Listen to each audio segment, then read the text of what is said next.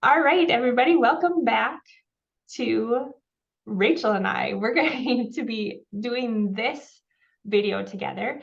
We really want to start diving into some questions and some topics that we often see here and that bring up some controversy. Not to necessarily always change your mind, but to get you thinking so you can decide for yourself. So if you haven't been to this channel before, I'm Amanda Kelder. I'm a Christian weight loss and life coach. Rachel, you introduce yourself. I'm Rachel King, and I'm a certified nutrition coach. Yeah, and we love teaming up together. We have a group coaching program together where we love helping women feel really awesome in their bodies, these beautiful temples that God gave us. And that's why we come on here and we talk about these topics, because it's time. When you feel good in your body, what do? You go out and you and serve more impactfully than ever before. And that's the end goal. It's not so much about the weight loss or any of that. It's how do you stop getting in your own way so you can really go out and live with God's purpose in your life. So Exactly. today we're diving into a good one. We're diving into weight loss surgery. Okay. Now, I'm going to preface this. This conversation is coming from two coaches that truly believe in lifestyle change. Okay. And we've seen lifestyle change work. Now, there's a lot of information out there, and I'm going to give you some of the positive information too, but there's a lot of information out there too about the benefits of weight loss surgery. And so what Rachel and I want to do here is kind of highlight both sides of things, but you have to understand we're going to have a little bit more bias to the lifestyle side of this. And what I want to say is, if you're thinking about weight loss surgery, please do not take our advice over your doctor's, okay? And do not think that we are judging you, okay? Right. If you've had weight loss surgery before, or if you're scheduled to have it, we are not judging you. That is not at all it. All we want to do is start having these conversations and talking about these things and being just more vocal about other possibilities. Okay, so Rachel, I'm going to ask you a question. Okay. What has been maybe your experience or what kind of interactions have you had with like weight loss surgery and clients and all of that? The number one thing that I see with weight loss surgery is not necessarily the weight loss itself, but the lifestyle afterwards and the mental aspect of it. That's something that when you were scheduled for weight loss surgery, you have to go through classes that prepare you for the mental side of it and the aftermath of what you will live with afterwards. But I really don't think they spend enough time preparing you. And I don't know that you can be prepared for that. I agree. Yeah. I really feel like that needs to be focused on more. I mean, I have somebody that's very near and dear to my heart that actually backed out of weight loss surgery because of this. She got to thinking about, family celebrations and things like that she wouldn't be able to participate. And like one of her love languages is cooking for her family. And then she would be cooking all of this food and wouldn't be able to eat it and just things like that. It just wasn't going to be a normal lifestyle for her. So what she ended up doing was actually the lifestyle changes that you and I talk about. And what really made her think was that class about the mental side of it. And she was like, you know what? I have tried that stuff in the past, the lifestyle changes, but I was never super serious about it. So I'm going to get super serious about it. And she actually lost quite a bit of weight, and she doesn't even like, she wouldn't even qualify for the weight loss surgery now because she's lost so much weight. So I know that, this is controversial, like you said, because a lot of people have tried it and feel like it hasn't worked. But I really feel like you got to know beyond a shadow of a doubt that you are ready to deal with that aftermath, because you're not going to lead a quote unquote normal life anymore. Yeah. So I want to read, before I start like giving my opinion stuff, I want to read a couple of things. This is from PubMed. They have lots of research articles. If you're new to this channel, I'm a registered nurse by trade. I like to know kind of the data and the science behind it. I've seen a lot of clients after weight loss surgery. So I just want to share, there was kind of this meta-analysis of different studies done, and they had this conclusion, and I think this is a good way to kind of sum it up. It says, at present, weight loss surgery is the most effective and sustainable treatment option for, and here's what I want you to hear, severe obesity. Okay. Now, we're not talking about just being obese. We're talking about severe obesity. Okay. And as long as the individual, here's the other piece of it, is motivated to make the lifestyle changes required. This surgery is not like a magic pill or a magic, no magic's going to come out of it. Okay. You're still going to have to make the lifestyle changes required. Whether you do the surgery or not, to be at a healthy weight, you still have to make the lifestyle changes required. It says it very clearly there. Okay. Now, it talks about, despite the invasive nature of bariatric surgery, the initial costs involved and the potential need for reoperation and the long-term consequences requiring lifelong monitoring and medical care, given its success and overall safety record, the burden of obesity and its comorbidities, the number of morbidly obese patients seeking and undergoing bariatric surgery will undoubtedly continue to grow. And I want you guys to think about that, okay? We're going to be having more of these surgeries. We right now are at capacity with our doctors and how many surgeries they could do. And so there might be long time lapses between, yes, you can have the surgery and actually having the surgery, which I think is a beautiful thing, because then you're going to start practicing these lifestyle changes. And I'm hoping more people will start understanding, wait, maybe actually I could do this on my own. Because you can. Because God has given you everything, has equipped you to do this on your own. Okay. Yeah. Now, here's the other piece that I really want to share with everybody. Time will demonstrate the benefits and safety of bariatric surgery to less obese individuals and adolescents, while emerging data will help clinicians to find the best operation for each individual patient. Okay. Right now, there is no good science saying that less obese, or if you're not severely obese, that having the surgery is actually beneficial for you. And I read at one site that actually some people that are less obese and have the surgery, actually their outcomes are not as good as the severely obese. And I think there's part of that is like you haven't hit rock bottom. Right. And so you're not as motivated for the lifestyle changes you are going to have to be making anyway. You're gonna have to make them. That's like the biggest thing in my head. I'm like, you're gonna have to make them anyway. You're gonna have to do this hard work anyway. Yeah. Yes, you will have more like satisfaction right at the beginning because you're gonna see that weight loss right away. But sometimes that's not always good.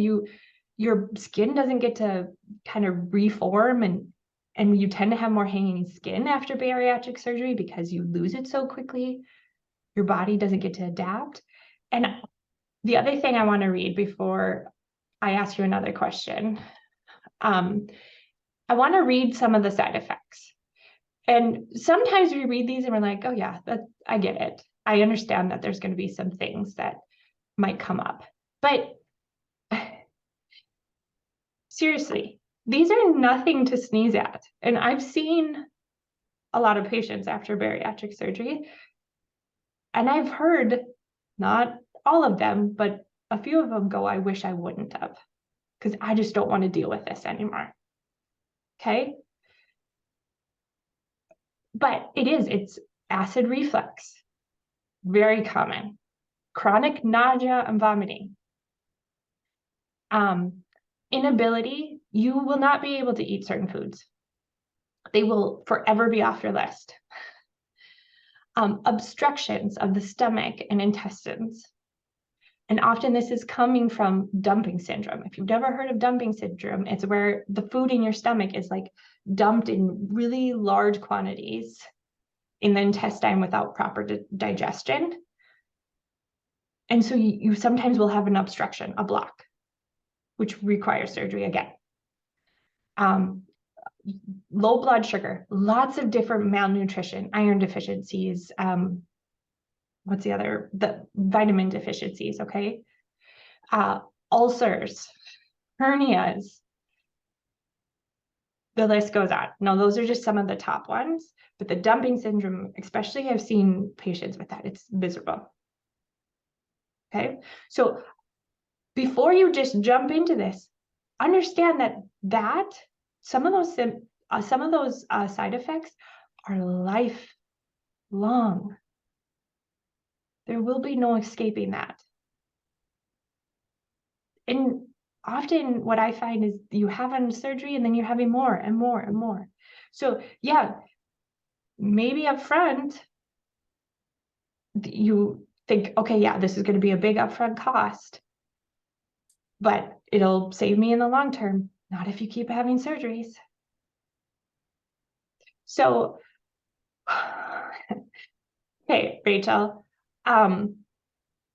what do you wish after coaching and nutrition coaching? What do you wish people would know, like really think about before they make this decision?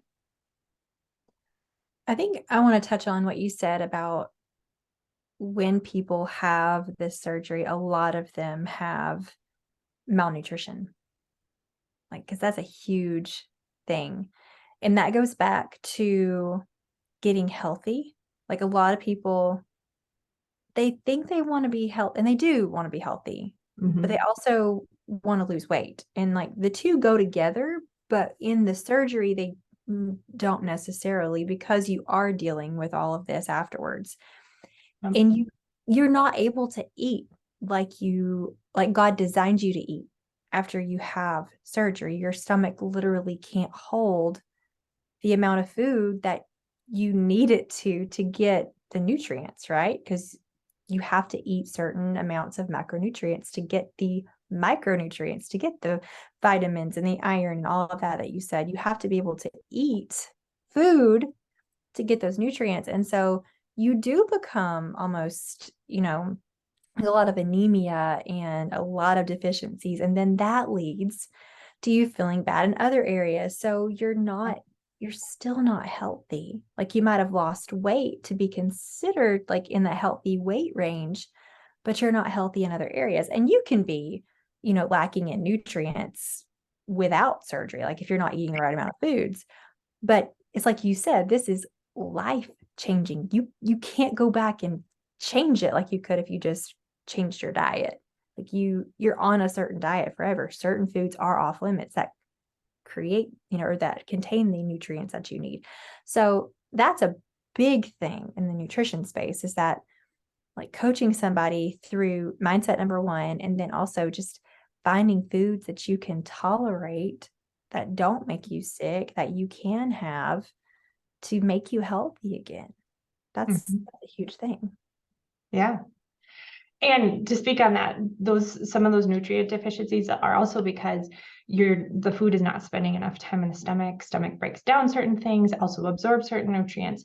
And so you're just never going to, even if you ate a normal amount of food, your body isn't actually breaking down and absorbing it like it's supposed to. Right. So there's just sometimes no going back. Right. You're going to be deficient, or you're going to be supplementing that so you're not deficient forever. Right. And And that's more money, like you said, like more money having to buy all these supplements. So it's like I did, I was an infusion therapy nurse. I was giving infusions to supplement those. Again, more money. Right. Okay. Now it's not always about money. I don't love, just focusing on that, but it's something to really take into account and think about. God has called us to be good steward of our resources. What kind of resources are available to you and are really going to help you long term? Right. Right. So, here is one thing I wish everybody, like, you're going to go into that doctor's office and that doctor is going to tell you, yes, you can have it. And he's going to tell you that you can't make the lifestyle changes. It hasn't been possible for you in the past. You're right. Just get the surgery. That's what he's going to tell you, that you can't do it. But there is a God that is capable of anything. And there are people, like you just pointed out, you have an example in your life that have tried it over and over and over again. And then it did work. Yeah. Because it was the right time. I think God always has perfect timing. Or maybe it was finally something clicked, especially in our mindset, that helped you like actually follow through on what you want to do for yourself and say you like what you say you want to do for yourself, right? Yeah. Because that is the real problem here. It's not that you don't know what to do to lose weight or that you can't do it. It's just that you're struggling to follow through. So why not get to that root of the problem? Right. Because figuring that out is going to help you in every area of your life. Right. Well, and it's like you said too, you're going to have to make certain lifestyle changes anyway. And if you can't follow through before, what makes you think you can follow through after? Unless you get down to the root of the problem and really get curious and hone in and observe and become aware of habits and patterns and characteristics and tendencies and things like that, which is all things you can do beforehand. Right. Here's my takeaway. I want every Christian woman that's thinking about doing this weight loss surgery, or Christian man, either one, is remember your body is a temple.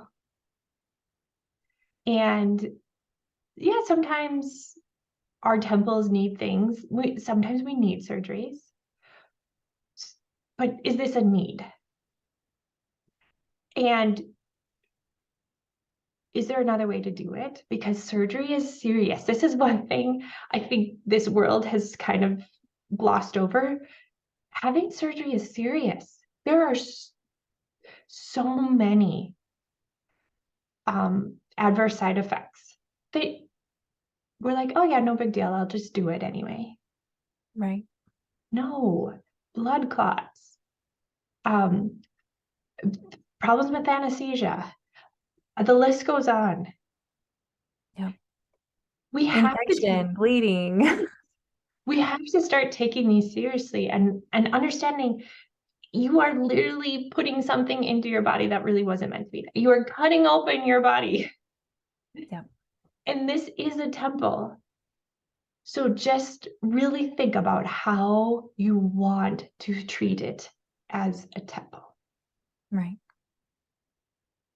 So, is there any last things that you want to say? I mean, I don't want to scare anybody or to put fear in anybody, because that's not what we're called to do. That's not in service to anybody. But I will say, I did have a friend that did go through on weight loss surgery. She that was the decision she made. That's what she felt was best for her.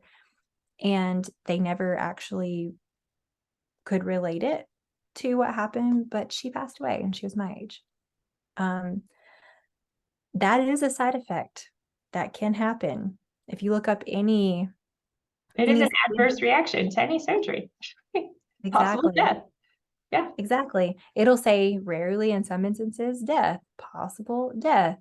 And that's not common, but it can happen. And it's like you said, just with any surgery, not just weight loss surgery, any Yeah. surgery. Any surgery.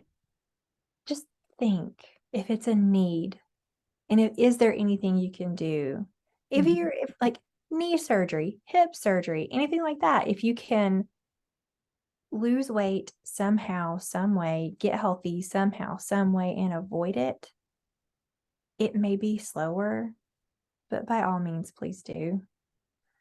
Yeah. Your your family needs you, your friends need you, God needs you. God needs you to fulfill that purpose that he put you on this earth to do.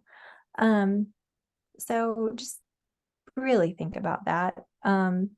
There you can, and if you feel like you're not equipped to do it on your own, I feel like that's where a lot of people get to, is like, I just can't do it on my own. God gave you everything you need. He has fully equipped you. That missing piece is a lot of what we talk about inside our program too. That missing piece is just, you got to trust him. You got to lean on him. You got to give this area over, just like every other area in our lives. You got to give it over to God. That's that missing link. That's why you could never do it on your own. You weren't supposed to.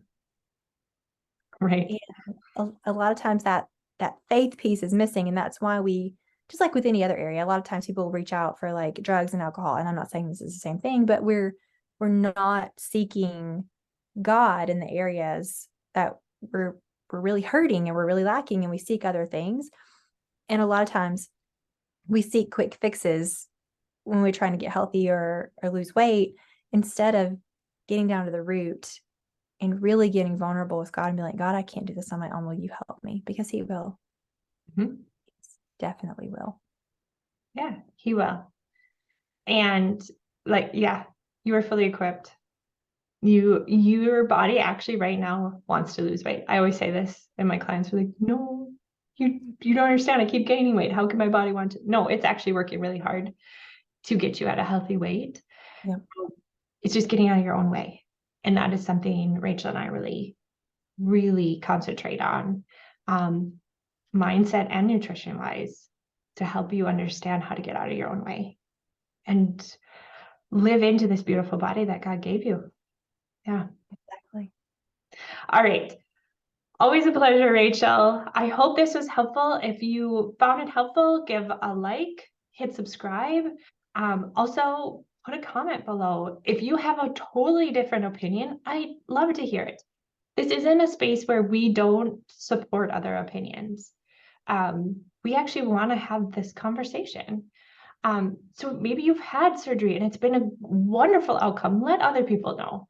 And maybe let them know why it's been such a good outcome. What did you do leading up to it? You know, kind of give people the situation that you were in that made it successful, because I think there are successes and we need to talk about those too, but there's reasons why they were successful, and let's make sure we get the whole picture. So Exactly. yeah. All right.